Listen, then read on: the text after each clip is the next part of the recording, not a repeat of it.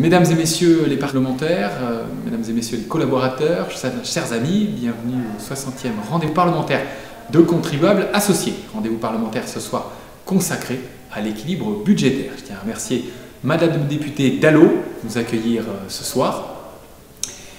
J'en profite pour me présenter, je suis Alexandre Pezel, nouveau président de Contribuables Associés. Contribuables Associés est une association non subventionnée créée en 1990 qui aujourd'hui a le soutien de 300 000 membres à travers la France, dont près de 50 000 donateurs.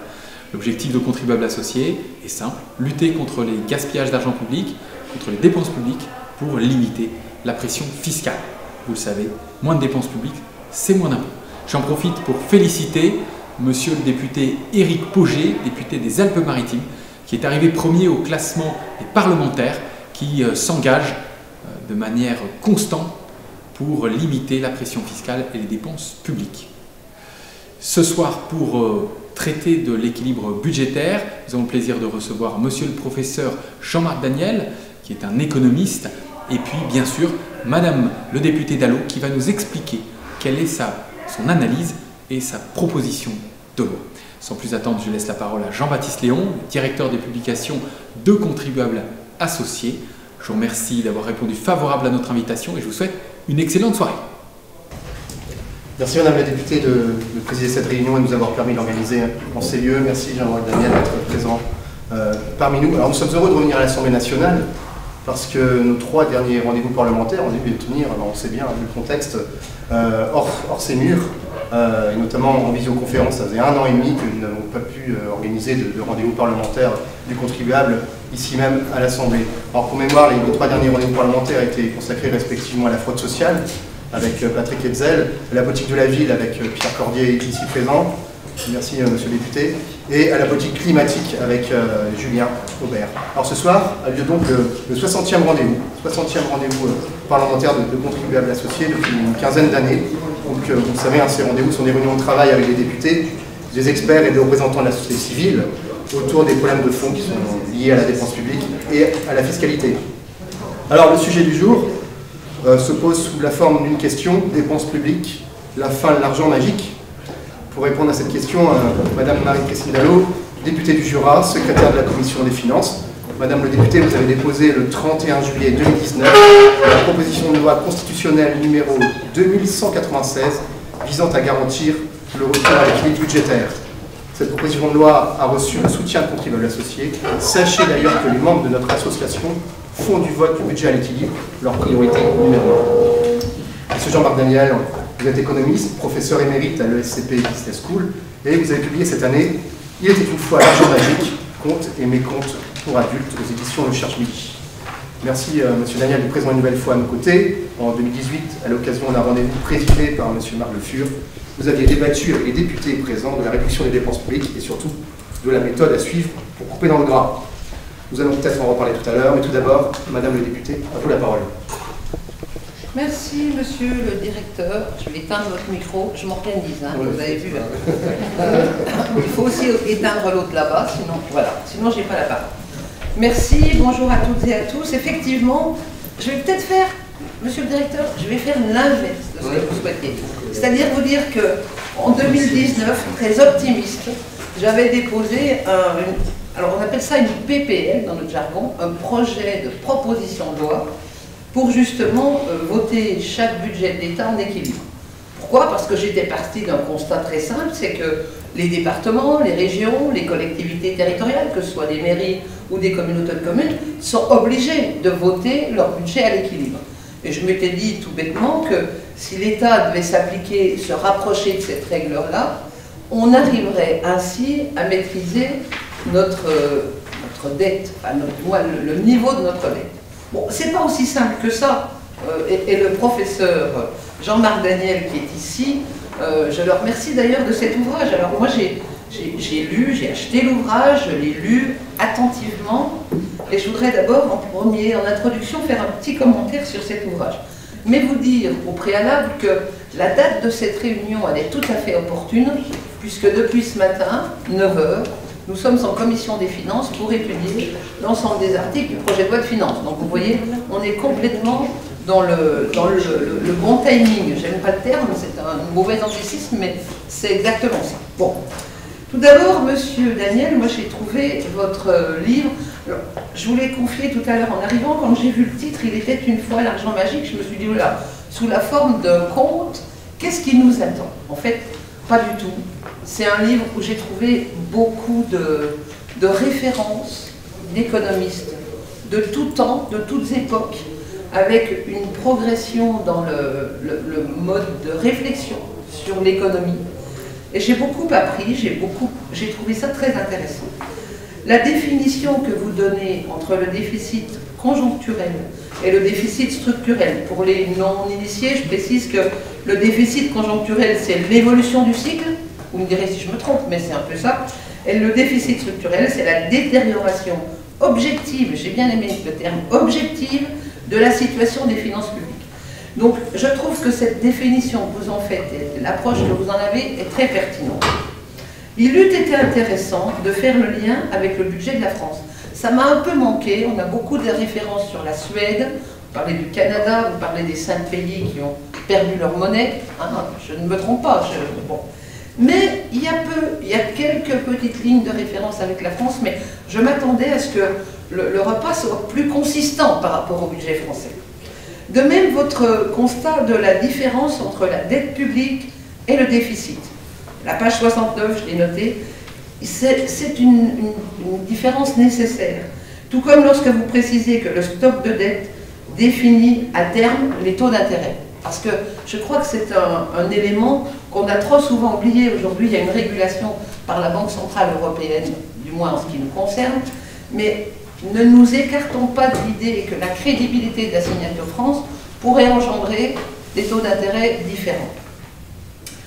J'ai par contre, et vous parlez de l'aberration des taux négatifs, j'ai beaucoup aimé parce que tout le monde se gargarise sur les taux négatifs, il faut emprunter plus parce qu'on gagne de l'argent en empruntant de l'argent, c'est quand même quelque chose d'assez révolutionnaire dans notre concept économique. J'ai par contre un point de désaccord avec votre analyse sur les conséquences du stock de dette. Vous pensez-vous qu'elle ne pèsera que sur le contribuable? C'est votre vision et vous l'analysez très bien d'ailleurs. J'ai essayé de bien comprendre le mécanisme. En ce qui me concerne, je considère, et mon inquiétude elle va au contraire, sur l'effet que pourrait produire ce stock de dette sur les générations futures. Je pense notamment à nos petits-enfants, voire, compte tenu du niveau actuel, à nos arrière-petits-enfants. Et je pense que c'est quand même quelque chose, alors peut-être que c'est dans la notion française de transmission et d'héritage, mais je reste convaincue qu'il y aura un effet à terme sur les générations à venir. Parce que la marge de manœuvre sera tellement faible qu'il y aura forcément des conséquences. Je ne parle pas du remboursement ou de l'amortissement, du paiement des intérêts. Je parle de l'incapacité d'avoir de vraies politiques d'investissement du fait du niveau de cette dette.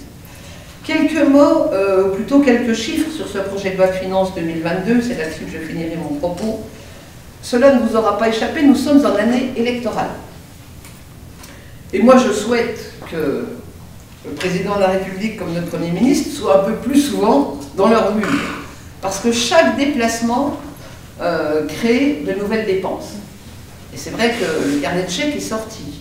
Et la planche à billets aussi. Et je vous ai épargné l'inventaire à l'après-vert de toutes les dépenses qui avaient été annoncées quelque temps. Mais le meilleur constat qu'on peut faire par rapport à ces dépenses non seulement non couvertes, mais pas encore enregistrées dans le budget, c'est que le Haut Conseil des finances publiques s'est refusé, c'est nouveau, hein, la première fois que ça arrive, s'est refusé à présenter un avis complet, car pour lui, ce projet de loi de finances est incomplet. Toutes les nouvelles dépenses annoncées chaque jour ne sont pas inscrites. Elles seront inscrites par amendement lors de la lecture en séance publique, ce qui ne s'est jamais vu. On a toujours eu quelques amendements, par-ci, par-là, des rectifications ou des évolutions récentes qui auraient pu justifier d'un amendement. Sauf que là, par exemple, comment s'appelle, ce que j'appelle le revenu civique, mais le revenu d'engagement pour les jeunes, n'est absolument pas inscrit aujourd'hui dans le budget. Or, on évalue à peu près son coût entre 2 et 4 milliards. Mais il n'est pas inscrit. Voilà. Il viendra par amendement lors de la lecture dans l'hémicycle, c'est inédit. La fin d'une mandature, On l'a toujours tous constaté. Enfin, moi j'ai un peu d'antériorité, mais moins que certains, cher Lino. On a toujours constaté que la fin d'une mandature, c'était l'heure de vérité. Eh bien là, on n'est pas dans l'heure de vérité du tout. Le deuxième constat que je fais, c'est le niveau du déficit structurel. Et là, je vous rejoins, professeur Daniel, c'est bien le déficit structurel. En 2017, il était de 2,4%, comme en 2019 d'ailleurs. En 2022, il sera de 4,7%. Vous voyez la dégradation. C'est impressionnant. Pour le Haut Conseil, ça paraît, enfin, il sera de 4,7% pour le Haut Conseil, sans prendre en compte les nouvelles mesures. Et ça pose une vraie question sur la capacité à tenir un cap d'avenir. Parce qu'une progression du déficit structurel, on pourrait penser que compte tenu de la conjoncture, compte tenu de la pandémie que nous avons connue, on a un accroissement plus fort du déficit conjoncturel. Il se trouve, au contraire, qu'on a une dégradation du déficit structurel. Cela revient à dire qu'il n'y a pas eu du tout de réforme structurelle, enfin de réforme qui aurait pu modifier une trajectoire financière. Troisième constat que je fais, c'est le déficit du commerce extérieur. Vous en parlez beaucoup. Donc j'ai repris les éléments que vous aviez cités dans votre ouvrage. Le déficit du commerce extérieur, il se dégrade. Et il se dégrade de manière inquiétante. En 2019, vous le citez dans votre ouvrage, nous étions à 58 milliards de déficit. En 2022, nous serons à 95 milliards, pratiquement le double de ce qu'on a connu en 2019. C'est colossal. Il y a une vraie dégradation, donc tous les indicateurs sont au rouge. Et enfin, le dernier indicateur, c'est la dette, bien sûr. Notre dette va avoisiner les 3 000 milliards d'euros. Ça ne dit rien à personne. Je vais vous le ramener par habitant. Ça représente 40 000 euros par Français. Quand on était déjà à 15 000 ou à 20 000 euros, la sonnette d'alarme était tirée. On a doublé la dette de chaque concitoyen. Le quoi qu'il en coûte a une vraie représentation dans cette mesure-là. La dette française aura augmenté au total, durant le mandat actuel, durant le quinquennat d'Emmanuel Macron, de 680 milliards d'euros. 680 milliards d'euros. La dette représente 114% de notre PIB en 2022. C'est 2 fois le taux de la dette des Pays-Bas et 3 fois le taux de la dette du Danemark. C'est vous dire en élément de comparaison où on se situe. Je vous rappelle que l'Espagne, qui a toujours été mauvais élève sur le sujet, sa dette est à 117%. On s'en rapproche dangereusement. Enfin, notre dette est supérieure de 10 points à la moyenne de la zone euro, ce qui est assez colossal aussi comme élément de comparaison. J'en ai terminé avec mes chiffres, je ne voulais pas vous assommer avec beaucoup trop de chiffres, mais j'ai repris les critères qui étaient avancés et qui étaient expliqués dans l'ouvrage du professeur Daniel. Enfin, j'ai une question pour terminer, on ne termine jamais avec une question, mais moi j'en ai une. C'est, on ose imaginer, si les taux d'intérêt venaient à évoluer à la hausse, avec ne serait-ce qu'un demi-point, dans les budgets à venir, l'impact que cette hausse aurait. Et c'est là où je pense aux générations futures, enfants, petits-enfants, arrière-petits-enfants. Merci de votre attention.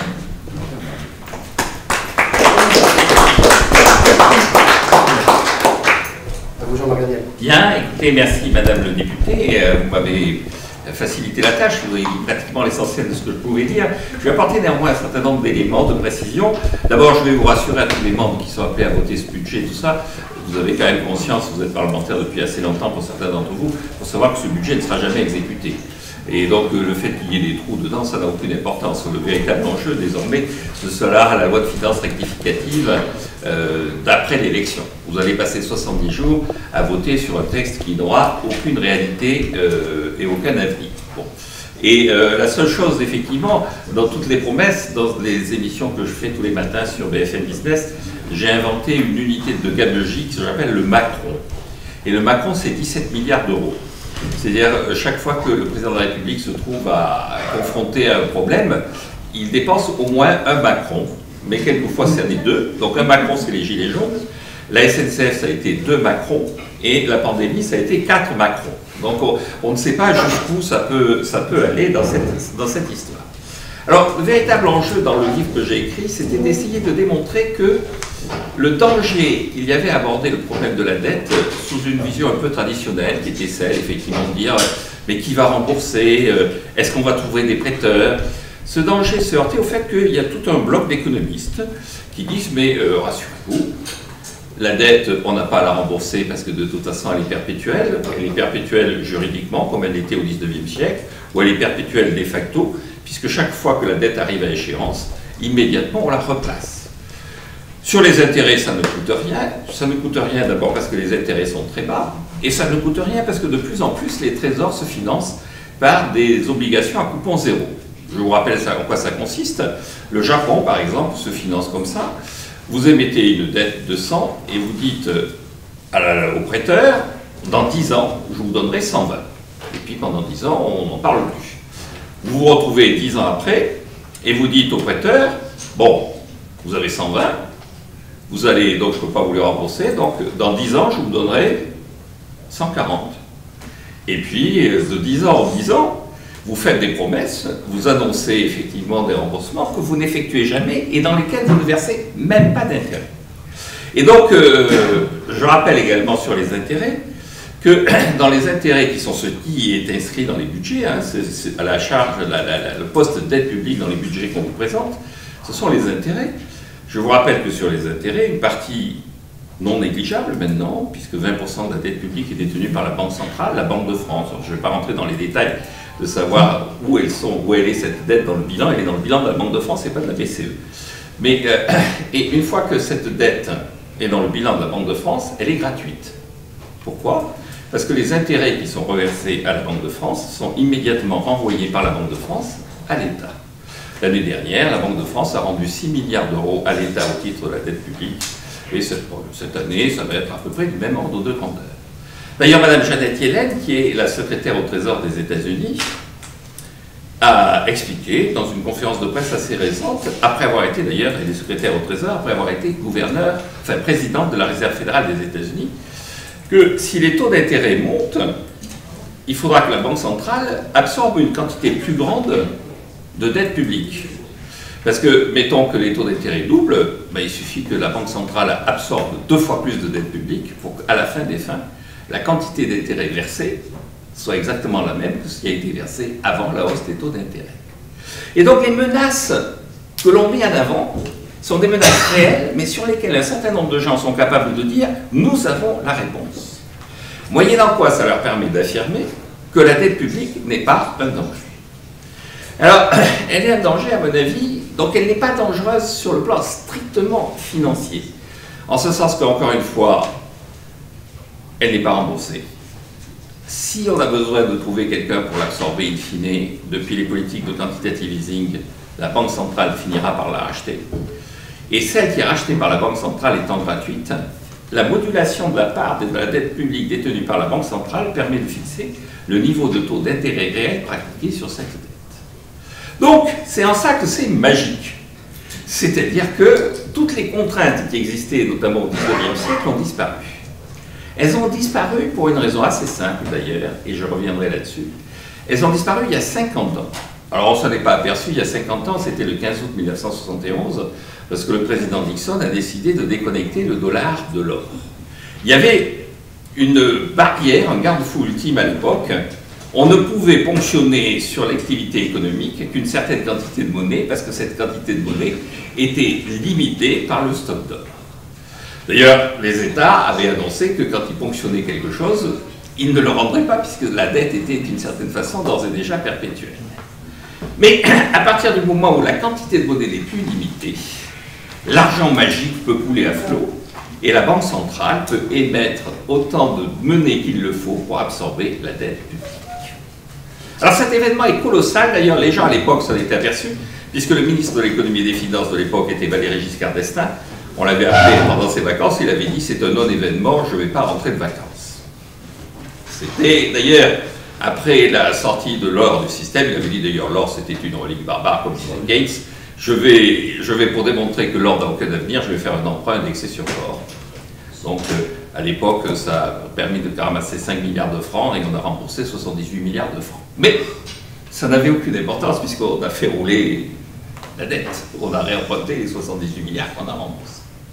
Alors, le problème n'est pas, encore une fois, j'insiste là-dessus, et n'est pas financier. Et il faut se méfier parce qu'encore une fois, il circule sur la place de Paris et au niveau international tout un discours disant « Vous voulez nous contraindre pour des raisons qui sont des raisons d'ordre éthique, la dette c'est mal, pour des raisons d'ordre politique, la dette c'est la gauche, pour des raisons d'ordre idéologique, la dette c'est forcément quelque chose qui devrait être banni parce que dans la dette il y a la perte de souveraineté quelque part de l'État. » Et réponse à ces arguments que vous mettez en avant, il y a des réponses techniques qui montrent que vous avez tort.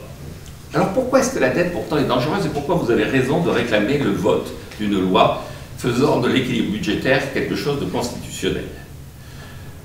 La première raison, c'est que c'est l'histoire de qui bénéficie in fine de la dette. Concrètement, effectivement, la charge d'intérêt est de la charge d'intérêt relativement faible, mais elle est quand même une ponction. Évidemment, on peut fixer cette ponction, je maintiens, je rappelle, elle peut fixer cette ponction. On peut la fixer à un certain montant en faisant jouer la part de dette détenue par la Banque centrale. Mais néanmoins, il reste une ponction, ne serait-ce que parce que les banques, le système financier a besoin de dette publique. Il a besoin de dette publique pour avoir une forme de placement sûr qui lui permette effectivement de prendre des risques sur les autres placements.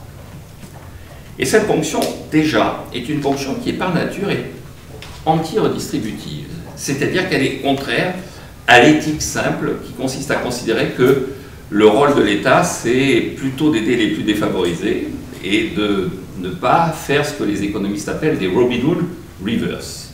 Alors Robin Hood reverse en économie, c'est le fait de prendre l'argent aux pauvres pour le donner aux riches. Et donc vous avez tout un tas d'analyses effectuées notamment par l'OCDE sur les budgets en Robin Hood reverse. On regarde dans les dépenses qui sont favorables aux parties les plus aisées de la population et les dépenses qui, au contraire, sont favorables aux parties les plus défavorisées de la population. Archétype du Robin Hood in reverse, le budget du ministère de la Culture. C'est-à-dire que les gens qui bénéficient des subventions à l'Opéra de Paris sont en général les gens les plus aisés dans la population.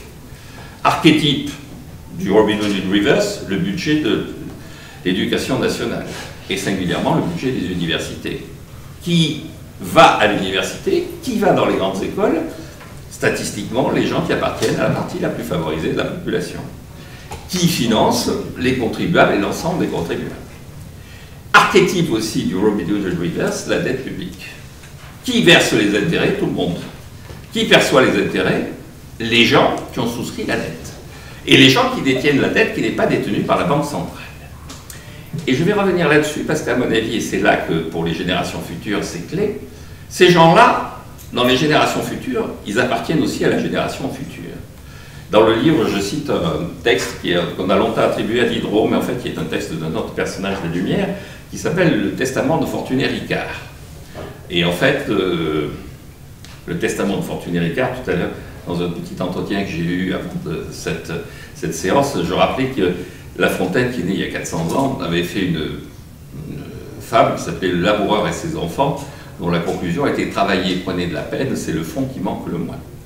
Et donc Fortuné Ricard partait de cette fable, il imagine un laboureur qui est de nouveau à l'article de la mort, ce laboureur convoque ses enfants, et il leur dit « Il y a un trésor caché dans un champ ». Et donc, le trésor caché dans un champ, ce n'est pas le travail qui va le fournir, c'est des titres de dette publique. Et Fortuné Ricard explique que grâce à un titre de dette publique, quand on détient un titre de dette publique, les intérêts que l'on perçoit vous permettent de vivre au crochet du reste de la population. Et donc Fortuné Ricard dit, fondamentalement, on peut, grâce à la dette publique, se constituer une rente.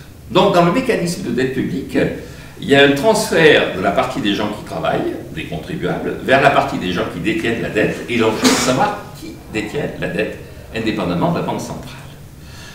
Alors, à partir de ce moment-là, ce que je mets en avant, c'est que pour identifier qui détient la dette, il faut voir à quoi on utilise la dette publique. Concrètement, dans le quoi qu'il en coûte, qu'est-ce qui s'est passé? Il s'est passé cette idée assez simple que on était plutôt dans une société à la fortune Ricard que dans une société à la Fontaine. C'est-à-dire dans le quoi qu'il en coûte, il y avait l'idée que finalement, le travail n'est pas si utile et si indispensable que ça. On a réussi l'année dernière à maintenir le niveau de vie de la population malgré une contraction de la production de près de 9%. Qui a payé? Qui a payé ça? À hauteur de 15% à peu près les entreprises, parce qu'il y a des entreprises qui ont vu un certain nombre de situations se dégrader, qui ont été obligées de piocher dans leurs fonds propres, mais à hauteur de 80-85%, c'est l'État. Et donc, la population, d'ailleurs, dans son aspect et dans ses comptes financiers, n'a pas subi les conséquences de façon la plus évidente, puisqu'elle a épargné. On lui a continué à lui donner des sommes et elle a gardé cet argent, ne serait-ce que parce qu'elle ne pouvait pas accéder aux magasins qui étaient fermés. Et puis, une fois que les magasins ont ouvert, elle ne pouvait pas non plus dépenser à l'infini. Mais elle s'est mise quand même à dépenser. Et on rejoint ce que vous soulignez dans mon livre, ce qui me paraît important dans ce qui se passe.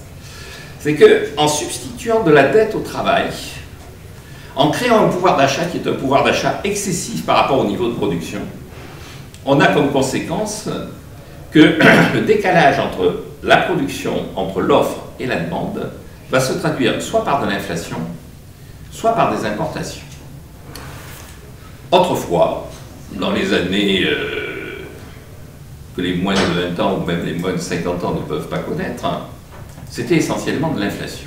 Il y avait un gap inflationniste, et donc la demande supérieure à l'offre conduisait à de l'inflation. C'est un des grands débats du moment. Est-ce qu'il y aura de l'inflation? La réponse est non. Il n'y aura pas d'inflation parce que dans une société mondialisée, vous avez deux facteurs qui jouent. Le premier facteur, c'est qu'il y a des secteurs qui sont encore en concurrence et qui ne peuvent pas augmenter leur prix, et de plus en plus de secteurs sont en concurrence du fait de la mondialisation, y compris le travail. Comme je le dis, on a découvert qu'on pouvait faire des choses que l'on fait à la Défense depuis Orléans au Rambouillet. Ça s'appelle le télétravail. Et puis on va s'apercevoir que ce qu'on peut faire depuis Orléans au Rambouillet, on peut aussi le faire depuis Brazzaville. Et à partir de ce moment-là, on va aller voir les gens qui sont à Brazzaville, et je ne dis pas Brazzaville par hasard, puisqu'à Brazzaville on parle français, et on va leur dire, vous allez faire la même chose que ce que faisaient les gens autrefois en prenant le métro pour aller à la Défense. Et puis ils diront, très bien, vous me payez combien? Je vous paie 10% du SMIC français. Oh, c'est beaucoup. Et hop, c'est parti. Donc, la concurrence sur le marché du travail mondialisé est telle que cette pression à l'inflation ne peut pas se former. Deuxième élément, pour lequel il n'y a pas d'inflation, c'est que pour qu'il y ait de l'inflation, encore une fois, il faudrait qu'il y ait une sorte de boucle prix-salaire qui se mette en place. Et pour l'instant, on le voit, même si aujourd'hui nous avons la chance de retrouver notre vie normale, puisque la SNCF et la RATP sont en grève. Donc ça prouve que vraiment on a retrouvé la vie normale, tout va bien, c'était très rassurant, on a retrouvé, et pour des raisons qui sont tout aussi futiles qu'avant la Covid, donc tout va bien, on est l'espèce de monde, on est retrouvé...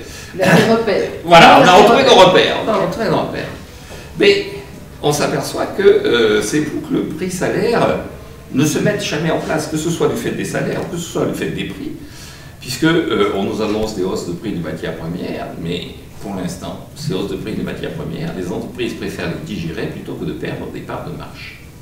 Et donc la pression concurrentielle mondialisée fait que l'inflation ne sera pas là, donc il y aura à la place du déficit extérieur.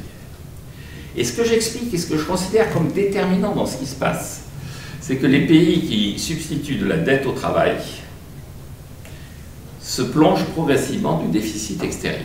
C'est ce qu'Olivier Blanchard, qui est un économiste keynésien, donc qui n'est pas quelqu'un qui a priori est favorable à l'équilibre budgétaire, c'est ce qu'Olivier Blanchard a assez bien analysé dans une interview qu'il a faite pour le journal économique allemand, qui est un peu l'équivalent des Échos, où il a dit en fait, dans l'économie dans laquelle nous sommes maintenant, la dette c'est pas un problème, le problème c'est la surchauffe. Alors le journaliste dit qu'est-ce que vous entendez par là? Et il dit le problème c'est que on crée en fait, au travers des déficits budgétaires, on crée deux zones à la surface de la planète. Les zones qui, grâce à ce déficit budgétaire, vivent au-dessus de leurs moyens, et donc importent beaucoup, et donc transforment leur déficit budgétaire en déficit extérieur, et les autres qui fournissent aux précédents les biens dont ils ont besoin, et qui, eux, en revanche, accumulent des droits sur les précédents. Chaque fois que vous importez, chaque fois que nous importons, ben on donne des euros à quelqu'un qui a travaillé pour nous. Et puis ce personnage, cette entreprise, ce pays qui a récupéré des euros, ben il va nous racheter. C'est-à-dire qu'il va nous vendre des biens pour acheter notre patrimoine. Grâce à notre revenu excessif, il va acquérir notre patrimoine. Et donc il y a à la surface de la planète, à l'heure actuelle, deux types de pays. Les pays détenus et les pays détenteurs. Le pays détenu par excellence, ce sont les États-Unis.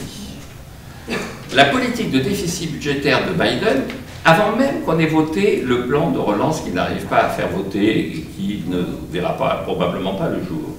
Mais les premières mesures de relance, y compris les 750 milliards de dollars qu'avait mis dans le circuit Trump pour essayer de faire face aux conséquences de la pandémie, ont porté le déficit de la balance des paiements courants des États-Unis de 395 milliards de dollars en 2019 à 820 milliards de dollars cette année.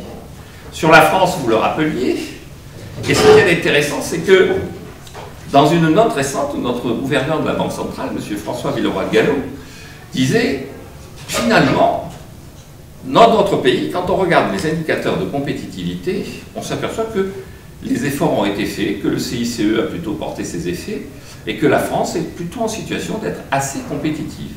Et pourtant, elle accumule des déficits extérieurs. Et pourquoi elle accumule des déficits extérieurs? Non pas parce qu'elle n'arrive pas à exporter, elle accumule des déficits extérieurs parce qu'elle maintient des revenus excessifs dans la population qui se traduisent par des importations. La conséquence, c'est quoi? C'est que notre position extérieure nette, c'est-à-dire ce que nous détenons à l'étranger, moins ce que les étrangers détiennent en France. Notre position extérieure nette était l'année des 35 heures. Juste avant qu'on passe aux 35 heures, elle était juste équilibrée. Et nous avions même des excédents parce que nous avons un système monétaire et financier, un système bancaire qui est particulièrement efficace. La chose la plus stupide que j'ai jamais entendue, c'est « je n'ai qu'un ennemi, c'est la finance », parce que heureusement que la finance est là, parce que la seule activité économique hyper rentable de ce pays en ce moment, c'est l'activité bancaire. Okay. Nous avons des banques remarquables et des assurances remarquables. Ils ont fait des placements d'une intelligence incroyable. Alors au bourg, quand vous regardez quel est le pays dont les placements étrangers sont les plus grotesques, c'est la Chine. D'ailleurs, c'est en train de mal se passer. Ça va finir par exploser. Mais j'en reviens à nous. Au moment des 35 heures, notre position extérieure nette était équilibrée. Et nos comptes, et nous avions des avoirs à l'extérieur qui étaient beaucoup plus rentables que ce que les étrangers avaient parmi dans notre pays. Aujourd'hui, notre position extérieure nette est négative de 700 milliards d'euros. Dans le six-pack, tous ces traités européens, tous ces textes européens sur lesquels une partie de notre classe dirigeante à l'occasion a l'habitude de s'asseoir en disant que notre souveraineté est en jeu, dans le six-pack, normalement, à partir de 30% du PIB, il y a une alerte, et à 35%, on est en défaut. Nous avons donc dépassé les 30%. En Europe, quels sont les pays qui sont en situation d'avoir une position extérieure nette aussi négative? Il y a l'Italie, il y a surtout l'Espagne et la Grèce. Puis c'est tout. Cette position extérieure nette négative, elle renvoie à la génération future. Dans la génération future, effectivement, cette génération future, elle va être obligée de payer à quelqu'un, dans la génération future aussi, des intérêts sur la dette publique, mais aussi les loyers de l'avenue Montaigne, parce que l'avenue Montaigne appartient maintenant au Qatar et au fonds souverain norvégien, des dividendes toujours au fonds souverain norvégien qui est devenu le principal investisseur dans la bourse de Paris, des dividendes pour les fonds de pension californiens et pour les fonds de pension japonais. Vous savez, à un moment donné, Trump, vous vous souvenez peut-être, passant sur Park Avenue, passant devant une colonne de voitures, garé, il dit, mais il n'y a que des voitures allemandes. C'est absolument incroyable. Il va falloir faire en sorte qu'il y ait des voitures américaines. Et son conseiller qui est à côté de lui dit, mais vous savez, l'hôtel dans lequel nous sommes, là, devant lequel nous sommes, il appartient à des Japonais. Alors Trump sort son téléphone et tweet « Si les Allemands et les Japonais n'ont pas compris en 1945, on repassera le couvert ». Ça, c'était la subtilité de Trump. Sauf que les Allemands, c'est plus ceux de 1945, et les Japonais, c'est plus ceux de 1945. Ils n'ont rien à se reprocher. Ils ont même plutôt à mettre en avant le fait qu'eux, ils ont travaillé.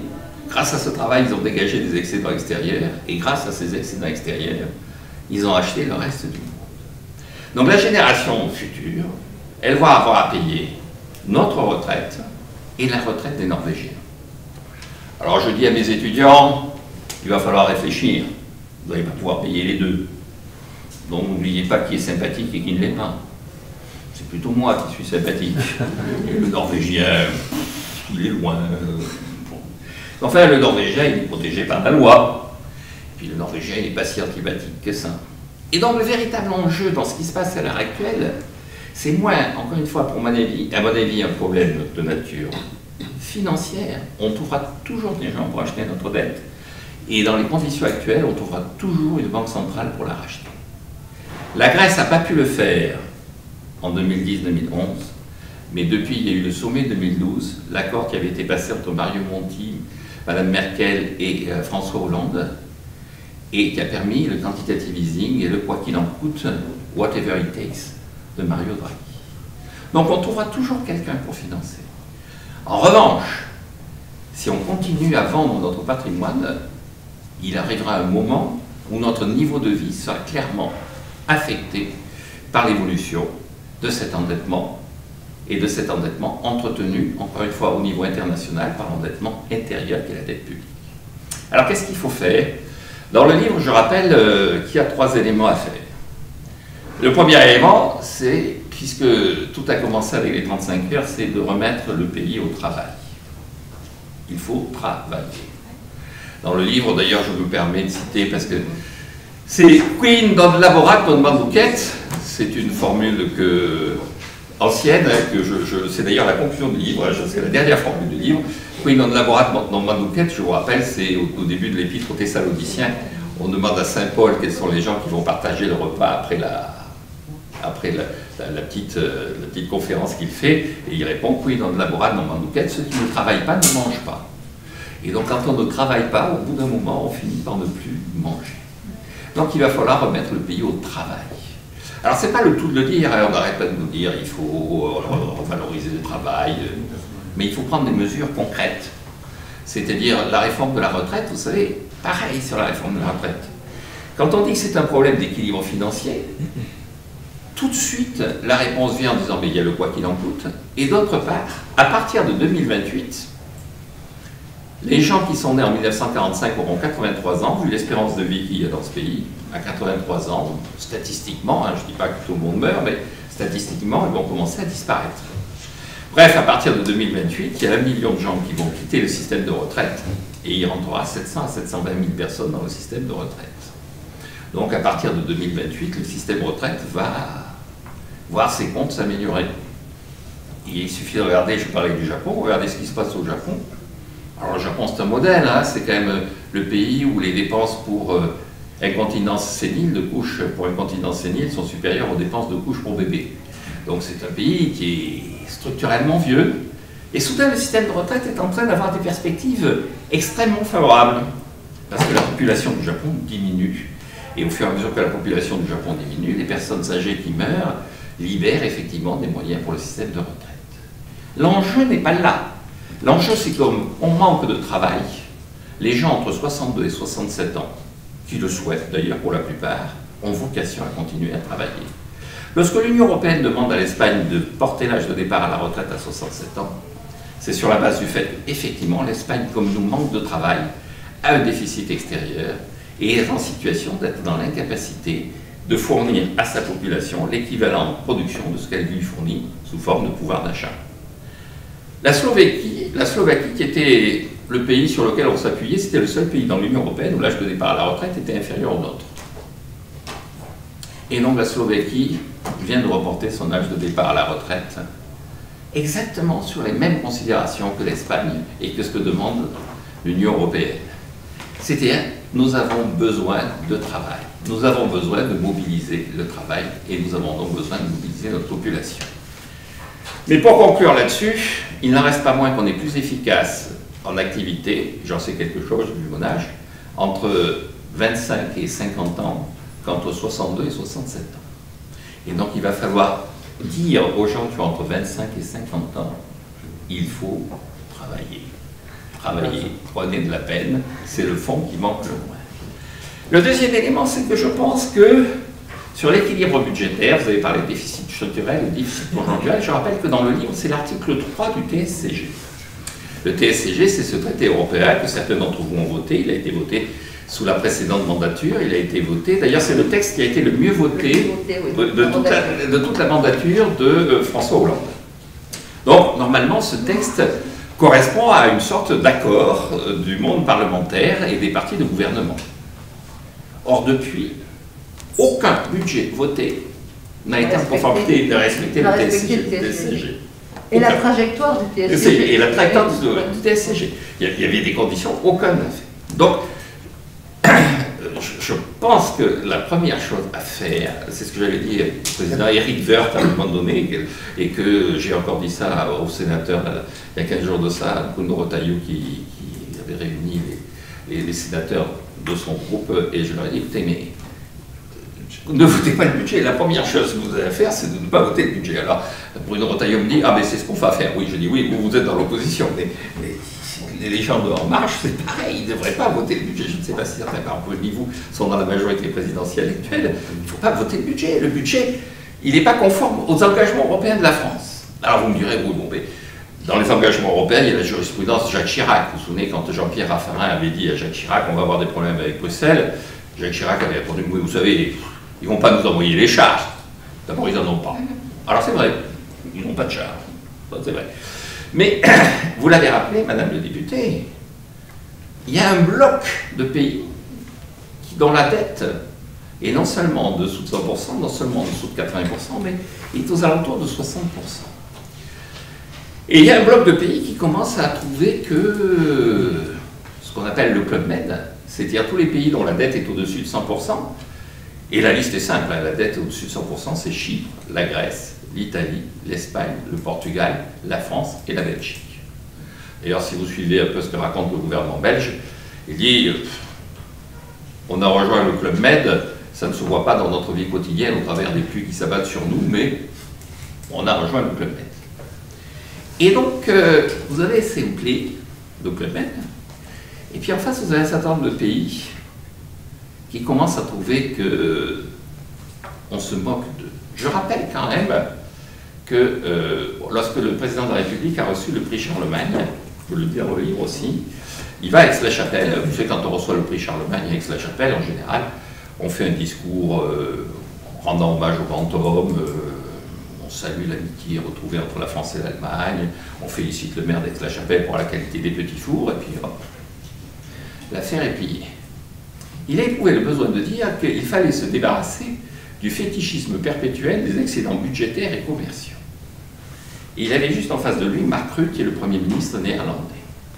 Il n'a pas apprécié. Non. 3 jours après, il a fait une conférence à l'université Humboldt à Berlin, où il a cité un personnage, donc il commence par expliquer qu'il y a un personnage qui était un peu plus ou moins à l'origine de l'Union économique et monétaire en 1988, que ce personnage avait indiqué que le but de l'Union économique et monétaire, c'était d'affirmer une souveraineté monétaire européenne face notamment au dollar, mais en aucun cas d'organiser un transfert sous une forme directe ou indirecte des pays du Nord vers les pays du Sud. Et il disait, ce personnage, c'était François Mitterrand. Donc je pense que nous avons perdu, sur le plan politique, l'esprit de ce qu'avait été notamment le sommet d'Évian de 1988, vous savez, quand Kohl et Mitterrand se mettent d'accord et que Thatcher répond par le discours de Bruges au mois de septembre 1988 en disant « Si vous voulez faire un rival du dollar, ce sera sans moi, mais si vous voulez faire un rival du dollar, puisque vous voulez faire un rival du dollar ». Et donc l'enjeu, ce n'était pas effectivement d'assurer une sorte de transfert du Nord vers le Sud. La conséquence pratique, c'est qu'au moment du grand emprunt lancé par l'Union européenne, il y avait 4 pays frugaux. Au dernier sommet de l'Eurogroupe, sur le plan économique de l'Eurogroupe, il y avait 8 pays frugaux.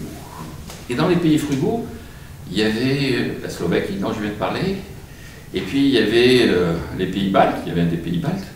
Les pays baltes, ils ont un endettement qui varie entre 15 et 25% du PIB. Donc le deuxième enjeu, je pense que c'est un enjeu qui est un enjeu de diplomatie, de souveraineté, de capacité effectivement à garder et à faire parler notre diplomatie sur le mode d'égal à égal avec notamment l'Allemagne. Enfin, le dernier élément que je mettrai en avant, c'est comment il faut faire. Parce que, alors, effectivement, c'est le grand discours, c'est baisser les dépenses publiques, alors on peut augmenter les impôts. Ça, un contribuable associé, je vais pas On a déjà donné. Voilà, on peut considérer qu'on a déjà donné. Donc, vous l'expliquez très bien dans votre livre, c'est pas la bonne solution. C'est pas la bonne solution. Bon, juste une remarque, c'est une anecdote que vous connaissez probablement. Ce que l'OCDE a fait, son rapport, l'OCDE fait des rapports sur la situation de l'économie d'un pays, des rapports un peu fouillis, ils avaient identifié 224 impôts sur les entreprises en France. Et donc Bruno Le Maire avait dit, écoutez, 224 impôts, c'est pas possible, il raconte n'importe quoi. Donc on convoque le président de la Cour des comptes de l'époque, Didier Bigot, et puis on lui dit, écoutez, vous regardez ça d'un peu plus près, on fait, c'est pas sérieux, 224 impôts, de quoi nous parle-t-on? Et donc effectivement, le Conseil du prélèvement obligatoire, dont vous connaissez l'existence, qui a remplacé l'ancien Conseil des impôts, donc le Conseil des prélèvements obligatoires fait un très bon rapport, et effectivement, c'est pas 224. Voilà. Bruno Le Maire, c'est 248. Vous savez qu'il y a une rubrique en Italie, dans le journal équivalent dans l'équivalent de Les Échos en Italie, il y a une rubrique qui s'appelle l'impôt du jour, puisqu'une entreprise italienne, chaque jour doit payer un impôt. À 248, on est compétitif. Les Échos vont pouvoir se mettre sur le créneau. L'impôt que vous devez payer aujourd'hui, vous, entreprise. Donc, je ne vais pas insister là-dessus. Si vous dites qu'il faut baisser les dépenses, immédiatement, il y a... mais où? La police, c'est pas possible. La justice, vous vous rendez compte? Vous prenez n'importe quel ministre, vous ne voyez pas ça quand ils viennent devant vous, ils se flattent d'avoir réussi à ramasser le maximum à Bercy. Mais quand ils vont à Bercy, la première chose que dit un ministre face à Olivier Dussopt en ce moment, c'est « on est à l'os ». Ah, on est à l'os. Il n'y a même plus... Le gras a disparu, il n'y a même plus de muscles. On est à l'os, là, on est asphyxié. On ne peut plus vivre. On ne peut plus vivre. C'est monstrueux. Tous les ministres, il n'y en a pas un seul. D'ailleurs, s'il ne dit pas ça, quand il rentre devant son administration, il est considéré comme un couard s'il n'a pas dénoncé la brutalité de la vie quotidienne imposée par Bercy. Et donc, on avait demandé à Michel Pembrault qu'est-ce qu'il fallait faire. Vous vous souvenez, c'était en 2005. Ça devait d'ailleurs la feuille de route, puisque Dominique de Villepin, le Premier ministre de l'époque, avait dit « Je considère que les propositions du rapport Pembrault sont désormais le programme du gouvernement ». Bon, donc le gouvernement Dominique de Villepin a été... Oui, je conclue d'ailleurs. Et donc, ce que disait Pembrault, c'est que il faut avoir une règle simple. Il faut dire à tous les ministres, écoutez, l'année prochaine, votre budget c'est le même que celui de cette année. Le même montant. Et puis, ce sera comme ça jusqu'à ce que les comptes soient équilibrés. Si vous avez des mesures nouvelles, vous faites des économies. Si vous estimez... On bloque le budget jusqu'à ce que... Et donc la croissance, et en partie l'inflation, vont grignoter progressivement le déficit. Et c'est d'une simplicité tellement biblique que... Ah, vous me direz, c'est tellement simple que c'est un peu brutal, c'est un peu grossier. Alors, moi je pense néanmoins que, vous savez, il y a toujours le débat entre est-ce qu'il faut le sécateur ou la tronçonneuse? Est-ce qu'il faut taper dedans à grande violence? Est-ce qu'il faut donner des coups à des endroits sur les branches mortes? Moi je pense que Pembrault c'est pas mal, et puis il faut compléter ça parce que j'appelle à la place du sécateur le marteau du commissaire-priseur. Je pense qu'il faut commencer à privatiser un certain nombre de choses. L'État n'a pas à être partout. L'État n'a pas à se mêler de tout. Et donc, pour conclure, la génération future, elle est menacée parce qu'elle va avoir à payer des loyers avenue Montaigne qui partiront au Qatar. Et ils partiront au Qatar parce qu'on aura donné au Qatar les moyens de nous acheter en vivant au-dessus de nos moyens du fait des dépenses publiques. Et donc, si on veut éviter ça, il faut rééquilibrer nos comptes, d'autant plus que nous avons pris l'engagement de le faire dans le cadre de nos traités européens, et d'autant plus qu'on nous a donné un certain nombre de méthodes pour y parvenir. En fait, tout ça, c'est entre vos mains. La première chose à faire, quel que soit votre parti, c'est de ne plus voter les budgets que l'on vous soumet qui ne soient pas conformes au TSCG. Je dis ça pour vous faire plaisir parce que les fois où les parlementaires, à des titres divers et variés, me font l'amabilité et l'honneur de me convier, je conclue toujours mon discours en disant ne votez pas les budgets, et jusqu'à preuve du contraire, ils finissent toujours par passer. Ce qui prouve que mon influence n'est pas aussi grande que celle que j'aurais espéré. Merci en tout cas de m'avoir écouté, et je suis à votre disposition. Madame le député, une première réaction? Non, je crois que c'est bien le reflet de l'ouvrage et c'est une... comment dire? C'est une vision, c'est un prisme par lequel nous n'entrons jamais. Et je pense que ça peut aussi ouvrir une autre vision de rigueur, enfin de nécessité, pas de rigueur budgétaire, mais de rigueur économique, tout simplement. Voilà. Maintenant, je vais laisser la salle au débat parce que je trouve ça très intéressant.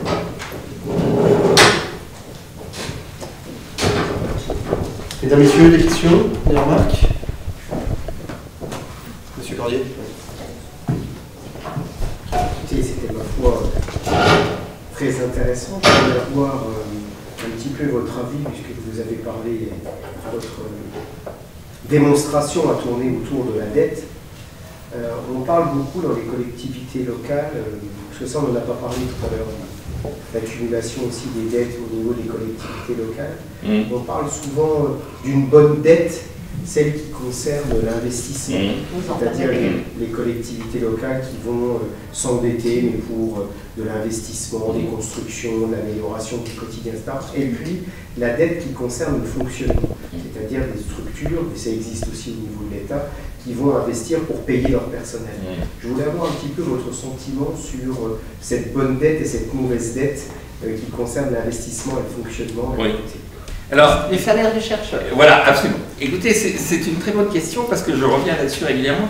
L'idée qu'il y ait une bonne et une mauvaise dette et que l'investissement soit de la bonne dette est une des idées que je trouve les plus idiotes qui soient. Mais je ne sais pas si vous la partagez, mais je vais expliquer pourquoi. Je vous écoute. D'abord, à l'origine, pourquoi est-ce qu'on avait fait cette distinction, notamment dans le budget des collectivités locales? Si vous revenez aux grandes lois qui sont au début de la Troisième République, hein, qui fixent, et notamment il y a un traité de finances publiques qui est fait à cette époque-là, qui par un nommé Leroy-Beaulieu. Ceux d'entre vous qui ont fait Sciences Po connaissent son frère, l'amphi Leroy-Beaulieu, c'est celui d'Anatole, et celui qui est le spécialiste de finances publiques, c'est Paul. Et Paul explique qu'en fait, le seul avantage qu'il y a à faire financer des investissements par de la dette, c'est qu'on peut arrêter à tout instant d'investir. Quand vous financez votre personnel par de la dette, vous êtes obligé. Vous prenez un fonctionnaire, vous le prenez pour 37 ans et demi ou pour 40 ans. Si vous décidez de le financer par de la dette, vous avez l'obligation d'emprunter pendant 40 ans pour le payer. En revanche, si vous faites de l'investissement, à partir du moment où vous ne trouvez plus de gens pour vous prêter, ou vous estimez que la charge d'intérêt est trop importante, vous arrêtez d'investir. Donc l'enjeu, ce n'était pas de dire l'investissement va nourrir et va permettre d'apporter les recettes correspondant au remboursement ou tout au moins au versement des intérêts. Et donc, quand on regarde ce qui se passe en fait, ce que j'explique bien, c'est que, en plus, la notion d'investissement pour l'État, ça n'a pas de sens. Je prends deux exemples assez célèbres. Vous avez un premier exemple qui est cité dans tous les manuels et qui est ce qui s'est passé au Japon à un moment donné. Donc, vous savez comment. Donc, le Japon, c'est un pays fascinant parce que. Les ponts, oui, c'est un pays fascinant sur lequel on regarde, vous savez qu'il va y avoir des élections à la fin du mois au Japon. Le Premier ministre sortant n'est pas candidat, donc il y a une nouvelle équipe qui va prendre le pouvoir. Est-ce que vous avez vu dans un journal quelqu'un s'interrogeant sur les conséquences que ça va avoir pour ce qui est de la troisième économie du monde? C'est la troisième économie mondiale. Et donc à un moment donné, le clan qui était au pouvoir était très proche d'un groupe de BTP, et donc ils ont fait de l'investissement en construisant des ponts. Jusqu'au moment où ils se sont aperçus que les ponts étaient au-dessus d'aucune rivière. Et donc, ils ont fait les rivières. Dans la phase d'après, ils ont creusé les rivières. Bon. Et donc, c'était de l'investissement. En revanche, je vous signale que tous les chercheurs dont on nous parle, à juste titre, avec émotion, parce que c'est là que ça se prépare l'avenir, c'est des salaires. Et donc ces salaires, c'est du fonctionnement. Et donc si on était logique, on aurait payé dans une logique de dire la dette permet de générer des dépenses qui vont créer de la croissance future, on devrait payer les chercheurs sur de la dette, et en revanche, s'offrir de temps en temps le luxe de payer un pont par-ci par-là, grâce à des surplus fiscaux, un pont sur un rond-point, parce qu'en France, l'équivalent, c'est plutôt les ronds-points. Le dernier élément, c'est que vous avez quand même en économie, vous avez eu une distinction. Alors, dans le livre, la distinction en fait, est très ancienne, en fait, puisque dans le livre, je rappelle que c'est saint Thomas, dont je cite le texte de saint Thomas d'Aquin, qui a été repris ensuite par Calvin, qui explique bien qu'en fait, il y a deux types de dettes. Vous avez la dette qui va correspondre effectivement à un investissement, mais un investissement dans lequel, en face de la dette, vous avez du capital physique, c'est-à-dire que celui qui prête est en capacité d'identifier le capital et en capacité de le récupérer, si jamais il y a un problème. Et celui qui prête, sur la base de l'identification de ce capital physique, est en capacité d'identifier la capacité de l'emprunteur de rembourser. Et il dit ça relève plutôt de la logique privée. C'est-à-dire dans la logique privée, effectivement, vous avez un objectif, un équipement que vous allez acheter grâce à la dette, et cet équipement va générer des ressources par son utilisation qui vont permettre de rembourser la dette. Et ça, c'est de la logique privée. Et puis, vous avez les aléas de la vie. Et donc, les aléas de la vie, c'est des événements qui vous tombent dessus, et ces événements, effectivement, vous ne pouvez pas les anticiper. Et à ce moment-là, vous êtes obligé d'avoir quelqu'un qui vous aide pendant ces aléas de la vie, quelqu'un qui a la capacité d'être toujours là au moment où la situation va se retourner. Et donc, quel est l'agent économique qui est là au mauvais moment, mais qui sera encore là quand la situation va se retourner? C'est l'État. Et donc, l'État, il a vocation, effectivement, à s'endetter quand la situation va mal, mais en revanche, à récupérer, quand la situation va bien, ce qu'il a avancé. C'est d'ailleurs ce qu'il y a dans le TSCG. Le TSCG, Madame le député l'a rappelé, le TSCG, ce n'est pas le déficit structurel, mais un déficit conjoncturel. Quand ça va mal, vous avez du déficit. Quand ça va bien, vous avez de l'excédent. Et donc, il est assez naturel que les entités publiques, parce qu'elles sont permanentes, assument en quelque sorte le lissage de la conjoncture économique. D'ailleurs, l'annualité budgétaire est liée à la notion de cycle. Si vous regardez quand est-ce qu'on a établi l'annualité budgétaire, ça date du XIIIe siècle, en Angleterre, c'est le roi Jean sans Terre qui a été obligé de concéder ça, et le budget est calé sur le cycle agricole, c'est-à-dire sur la récolte. On sait combien l'État, et on sait ce que l'État va devoir dépenser pour permettre aux paysans, si la situation est délicate, de passer cette situation délicate. Et donc je pense que le rôle de l'État, c'est d'être effectivement le gestionnaire du cycle, et donc il peut y avoir un déficit, mais que sur la durée du cycle, l'ensemble soit équilibré. Mais encore une fois, l'État n'a pas vocation à raisonner comme une entreprise, parce que quand il emprunte, il ne met pas en regard de son emprunt un capital que le prêteur pourrait récupérer, et les investissements qualifiés comme tels qu'il réalise sont très difficiles à quantifier, alors que quand vous prêtez à quelqu'un, à une entreprise qui investit, normalement vous êtes en capacité de calculer le rendement du capital qui est en regard de cet investissement. Moi j'aurais un petit bémol sur la notion de bonne dette ou de mauvaise dette. J'ai une culture des finances publiques des collectivités territoriales. Et effectivement, dans un département par exemple, lorsque vous financez du RSA, c'est du fonctionnement, c'est clair. Le personnel pour gérer le RSA ou tout ce qui est, ou la politique du handicap, c'est du fonctionnement. A contrario, lorsque vous faites le réseau pour l'ensemble du département Internet, enfin vous commencez à déployer la fibre sur l'ensemble du département, c'est de l'investissement, parce que là vous en avez pour un moment. Donc c'est assez simple. Au niveau du budget de l'État aujourd'hui, il n'y a plus du tout cette distinction-là. On mélange tout. Donc on ouvre des autorisations de programme, des crédits de paiement, et puis on se... Regardez, l'an dernier, dans le budget 2021, on a déjà mis 100 millions d'euros pour la présidence française de l'Union européenne pour 2022. Vous voyez? Alors bon, on a ouvert un programme, ce qui fait dire que cette année, ça ne va rien coûter, la présidence de l'Union européenne, puisqu'on a déjà mis 100 millions. Enfin, vous voyez Oui, oui. Le mécanisme. Oui. A contrario, et je finis ça. Oui. On a souvenir, et quand on parle d'investissement, moi je suis un peu d'une génération antérieure, pour moi celui qui a une vision, la grande vision de l'investissement pour la France, c'était Charles de Gaulle. Et qu'est-ce qu'il a mis en œuvre? Le TGV, c'était lui qui l'a lancé. Là, il y a eu des investissements colossaux, le fait de faire des réseaux, d'investir pour... C'était un réel investissement. Et là, on pouvait parler de bonne dette, puisqu'aujourd'hui, on sait qu'il y a eu de la rentabilité derrière et que ça a fait avancer le pays au niveau technologique. La réalité, c'est qu'aujourd'hui, moi, je suis rapporteur des crédits du PIA, du Programme d'investissement d'avenir, où je rencontre le haut commissaire aux investissements d'avenir.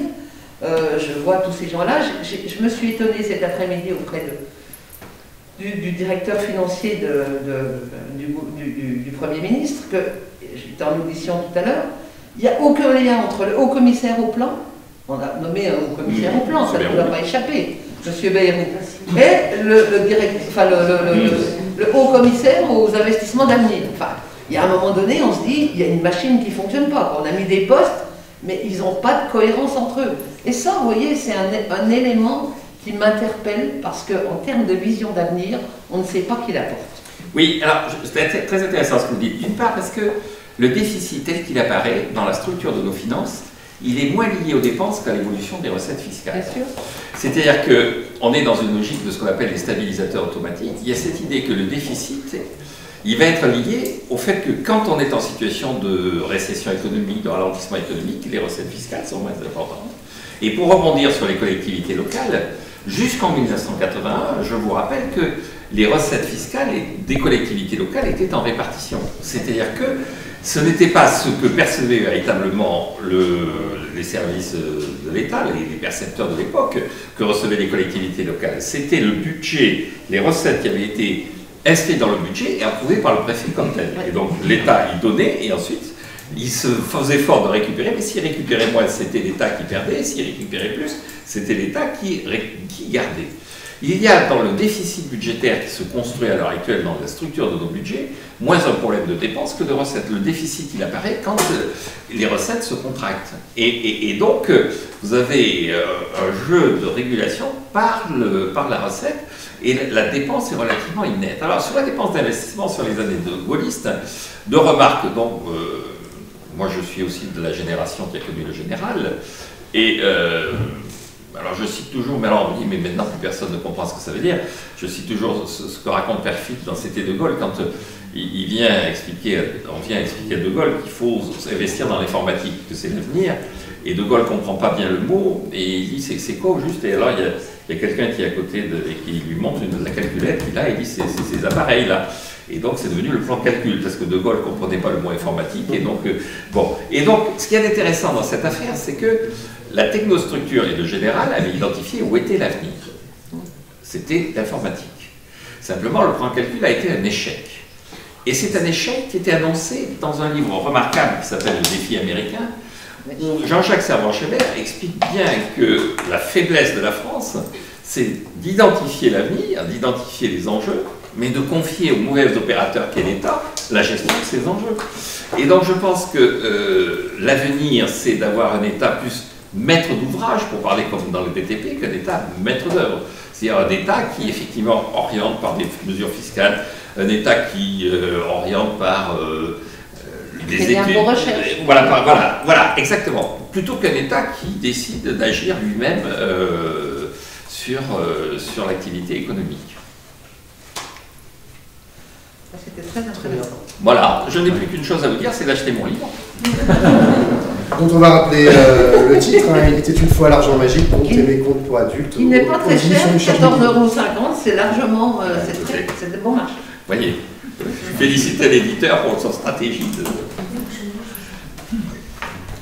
Pour terminer, j'aimerais vous donner le sentiment des membres de Conclave Associé. Vous savez, Conclave Associé, nous sommes à l'écoute quotidienne de nos membres. Sachez que, Madame le député, nous avons lancé pour ce mois d'octobre une campagne courrier auprès de nos membres, comme à chaque fois, à partir duquel nous appuyons sur notre proposition de loi, proposition de loi constitutionnelle.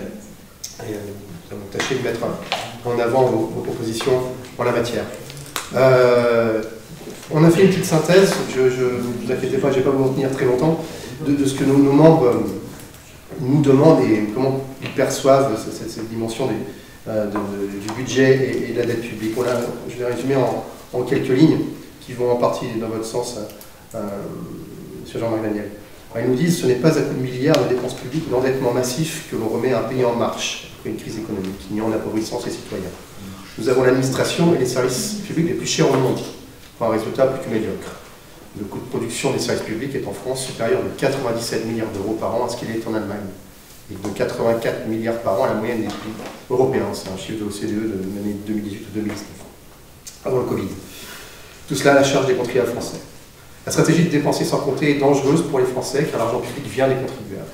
Dès lors, l'État devra ponctionner ceci pour rembourser ses créanciers. Afin d'éviter cette situation, la France doit s'inspirer des États qui ont mis en place des freins législatifs à la dette et au déficit. On pense notamment à l'Allemagne qui est institutionnalisée ou la Suisse, mais des freins à la dette. De véritables réformes structurelles doivent être conduites en France afin d'assurer un environnement budgétaire sain. Mais cela nécessite aussi un changement de mode de pensée. L'État français ne doit pas et ne peut pas intervenir dans tous les domaines, mais se concentrer sur ses missions régaliennes. Les pays européens qui ont réussi à tenir en finance ont préféré revoir le périmètre d'action de leur État pour laisser l'économie et les entreprises créatrices de richesses se développer. Voilà un petit peu en résumé, ce que nous recevons comme écho de nos membres. Donc, nous vous remercions. Nous, contribuables associés, Alexandre Taudet, ici présent, notre président, et nous vous demandons de suivre de près nos activités. Vous savez qu'à la fin de l'année prochaine, à la fin de cette session parlementaire, nous conclurons la mandature. Donc c'est d'ici juin, sans doute à partir du mois de mai, que nous allons établir la ruse parlementaire de cette mandature. Donc sachez que nous suivons vos travaux de près. N'hésitez pas à vous tourner vers nous si vous avez besoin d'appui, vous le savez, pour le travail législatif ou autre. Merci à vous. Merci encore, Madame la députée, pour cette réunion. Merci à vous. Merci de m'avoir accueilli.